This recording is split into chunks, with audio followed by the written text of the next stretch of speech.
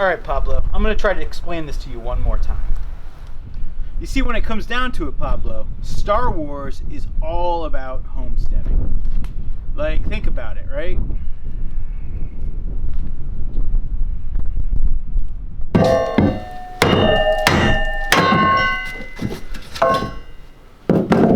Think about the start of New Hope.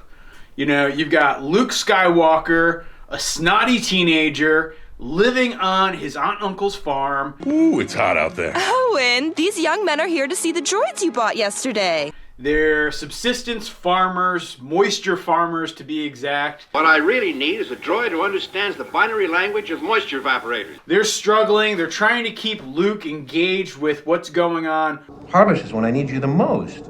Only one season more.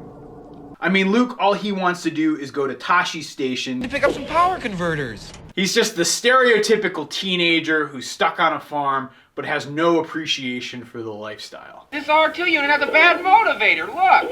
Hey, what are you trying to push on us? But then, you know, he's got the old hermit Ben Kenobi living not too far from him. And Ben Kenobi, I mean, he's figured out a lifestyle in the desert. He's able to support himself and sustain himself, probably growing his own food, probably living from the land so he avoids detection from the Empire. And it's ultimately technology and the machines.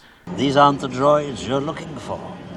These aren't the droids we're looking for. And I mean, nobody represents technology more than the man who has become machine, Anakin Skywalker, aka Darth Vader. Think about where Darth Vader lives. Think about his castle. It's all technology and modern furniture. He's like the anti-homesteader. He's more machine now than man. Star Wars is essentially a battle between the homestead life and the modern life. The Force and the dark side. Bam, going at it. And while Darth Vader is the anti of the homesteading way and the Jedi way, you've got Yoda, who really represents the ultimate homesteader, right? You know, I was going back and forth over text the other day with my buddy Jeremiah from Roots and Refuge Farm, and he made some outstanding points to Yoda's homesteading credentials, and so I'd like to actually just take a moment and read them to you now. Yoda lived off the grid in Dagobah, and when he moved, he essentially exited stage right of the system and its cycles. He could bring plants back to life with the Force. He disliked technology. Remember when he was always beating up R2-D2 with a stick? He cooked in cast iron. He grew or hunted his own meat, vegetables, and foraged for everything else. He made his own clothes. He had a beard. His lightsaber was green like a plant.